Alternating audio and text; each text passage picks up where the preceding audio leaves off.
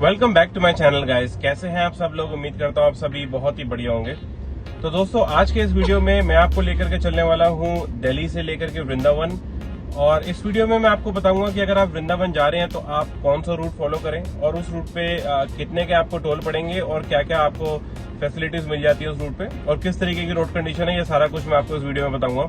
तो वीडियो को अंत तक जरूर देखिए। वीडियो देखने के बाद आपके अगर कोई भी डाउट्स हो तो सारे क्लियर हो जाएंगे। और अगर आप मेरे चैनल पर पहली बार विजिट कर रहे हैं तो मेरे चैनल को सब्सक्राइब करना ना भूलें, क्योंकि इन फ्यूचर भी इस तरीके की वीडियोस मैं आपके लिए लेकर के आता रहूंगा। तो चलिए अब इस वीडियो को शुरू करते हैं।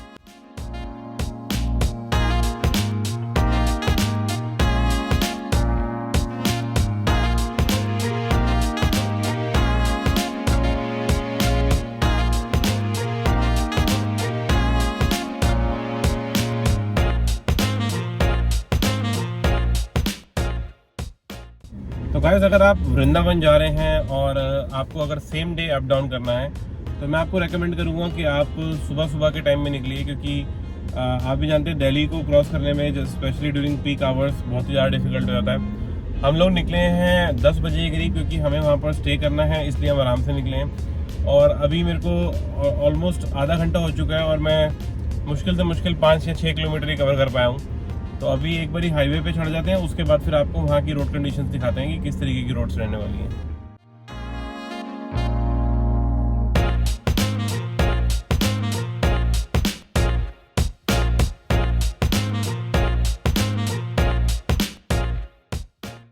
तो गाइस, अभी ये फाइनली हम एंटर कर रहे हैं नोएडा के अंदर। और यहाँ पे एंटर करने के लिए आपको कोई भी टोल नहीं लगता। यहाँ का जो टोल है वो काफ़ी टाइम पहले जो है वो बंद हो चुका है, तो अब आपको टोल चार्जेस पे नहीं करने पड़ते हैं यहाँ पर एंटर करने के लिए। तो अब यहाँ से थोड़ी सी आगे अप्रॉक्सीमेटली 20-25 किलोमीटर आगे पड़ेगा एक्सप्रेसवे। तो एक बार एक्सप्रेसवे पे चढ़ते हैं और उसके बाद फिर आपको आगे की रोड्स दिखाते हैं।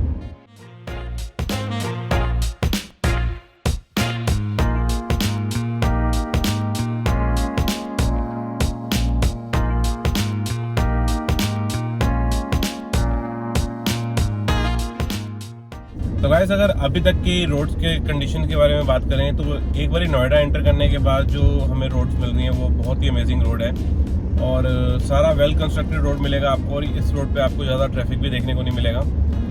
अभी यहाँ से एक्सप्रेसवे जो रह गया है वो है अप्रॉक्सीमेटली 17 किलोमीटर्स। तो एक बार जब एक्सप्रेसवे पे एंटर करते हैं तो वहाँ की रोड कंडीशन भी आपको दिखाते हैं।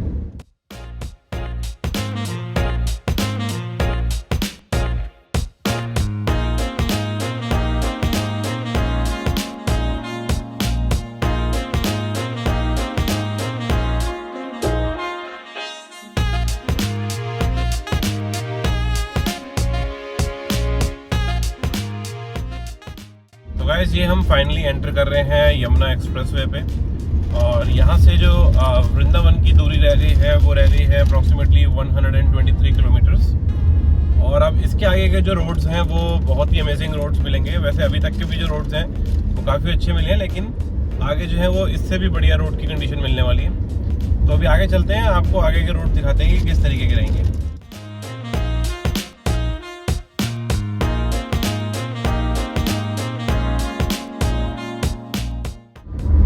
आप देख सकते हैं कितने ही अमेजिंग रोड है जो एक्सप्रेसवे के हैं। और इस रोड पे जो आपको स्पीड लिमिट मिलेगी वो है 100 की स्पीड लिमिट। मेक श्योर करें कि आप 100 से ऊपर ना जाएं, क्योंकि यहाँ पर जगह जगह पे स्पीड कैमरास जो हैं वो लगे हुए हैं, तो आपका चलान आने के चांसेस है अगर आप 100 से ऊपर चलाते हैं। वैसे ये रोड जो है मतलब आपका मन करेगा 100 से ऊपर जाने का, लेकिन फिर भी अवॉइड करें, क्योंकि इस पर काफ़ी जगह पे जो है स्पीड कैमरास लगे हुए हैं।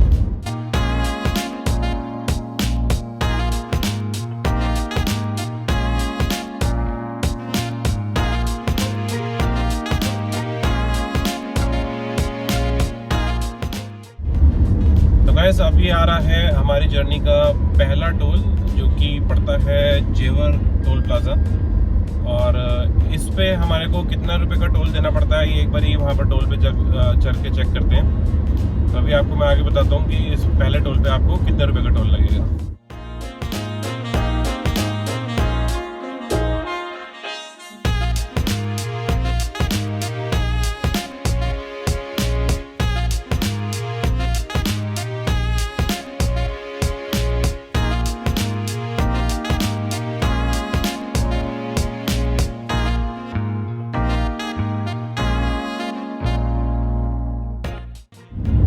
गाइस जो हमने पहला टोल क्रॉस किया है जो कि है जेवर टोल प्लाजा, इस टोल पे हमको देने पड़े हैं 125 रुपीज़।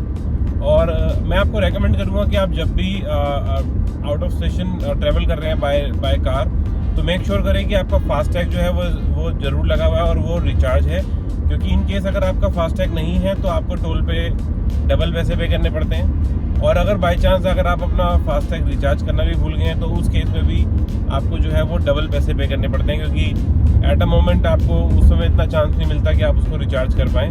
तो ये एक चीज़ जो है वो मेक श्योर करके चलें कि आपका फास्टैग जो है वो रिचार्ज है।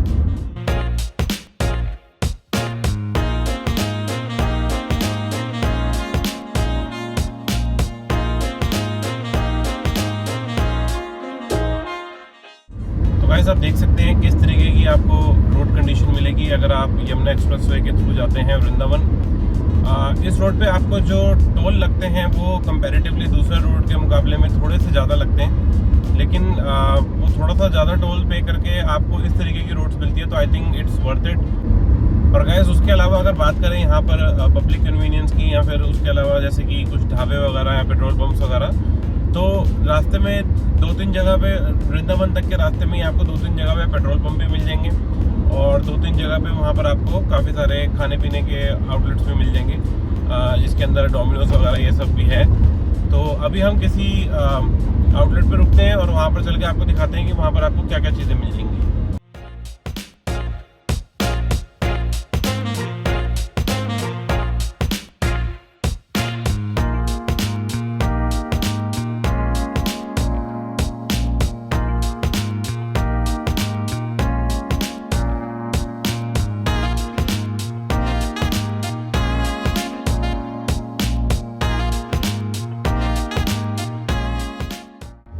तो गाइस ये आ गया है हमारी जर्नी का दूसरा टोल, और ये वृंदावन जाने के रास्ते में आपको आखिरी टोल मिलेगा। ये है मथुरा टोल प्लाजा, और यहाँ पर देखते हैं कि कितने 4 व्हीलर से अगर आप आ रहे हैं तो क्या चार्जेस लगते हैं। एक बारी जो भी चार्जेस लगते हैं मैं आपको स्क्रीन पे अपडेट कर दूँगा।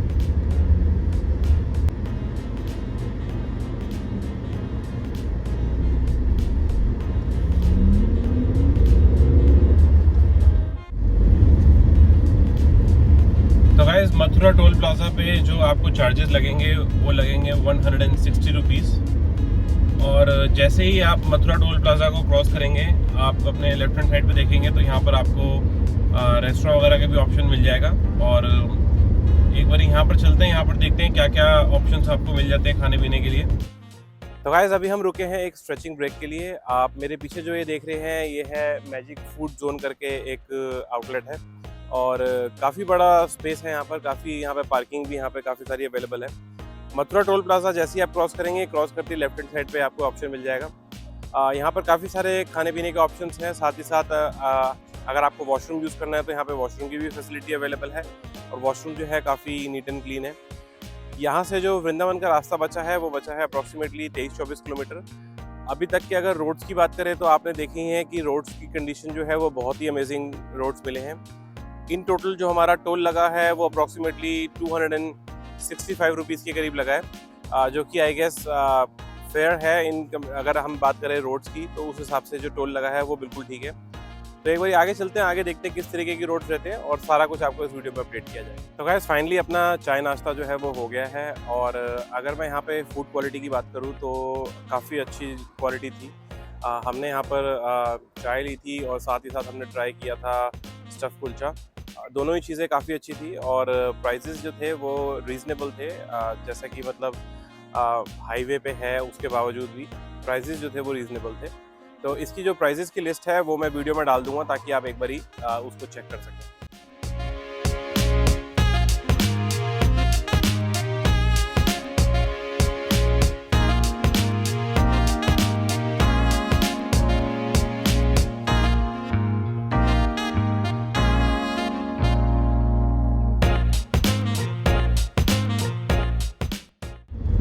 तो गाइस आपको एक चीज़ मेक श्योर करनी है कि जब आप वृंदावन जा रहे हो तो एक्सप्रेसवे पे आपको एक छोटा सा बोर्ड देखने को मिलेगा, जहाँ से आपको लेफ़्ट जो है वो लेना है। ये ज़्यादा बड़ा बोर्ड नहीं है, छोटा सा बोर्ड है, तो अगर आपको इसको मिस कर गए तो फिर आपको बहुत आगे से यू टर्न मिलेगा। तो गाइस हाईवे से सर्विस लेन में लेने के बाद आपको ये सर्विस रोड पे आना पड़ेगा। सर्विस रोड पे आप आएंगे तो वहाँ से आपको यू टर्न लेकर के और फिर लेफ्ट लेना है, तो वृंदावन के लिए जो है वो रोड निकल जाएगी। यहाँ से जो वृंदावन का रास्ता रह गया है वो रह गया है ऑलमोस्ट 7.5 किलोमीटर।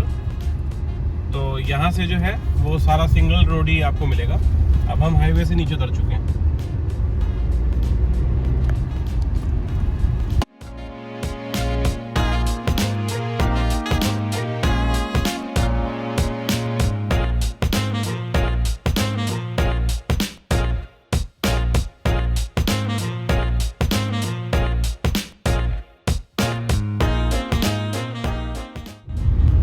तो गाइस जैसा कि मैंने आपको बताया था कि जब आप वृंदावन में एंटर करने लगेंगे तो सारा आपको सिंगल लेन ही मिलेगा। तो आप देख सकते हैं यहाँ पर सिंगल लेन सड़क है, और लेकिन सड़क अच्छी बनी हुई है। सड़क की कंडीशन की बात करें तो वो काफ़ी नीट एंड क्लीन है। आपको यहाँ पे ज़्यादा गड्ढे वगैरह नहीं मिलेंगे।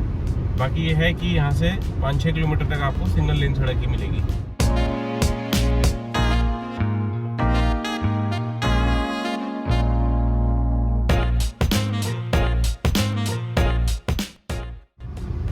तो गाइस अगर आप इस कट से लेफ्ट लेंगे तो आप पहुंच जाएंगे मथुरा शहर की तरफ, और यहाँ से अगर राइट लेंगे तो आप पहुंचेंगे वृंदावन की तरफ। हमें वृंदावन जाना है, यहाँ से हम राइट चलते हैं, और यहाँ से वृंदावन अप्रॉक्सीमेटली 2-1 किलोमीटर के करीब रह गए। वैसे अभी हम वृंदावन में ही हैं, लेकिन अगर मैं बात करूँ प्रेम मंदिर की तो यहाँ से वो 2 किलोमीटर के करीब रह गए।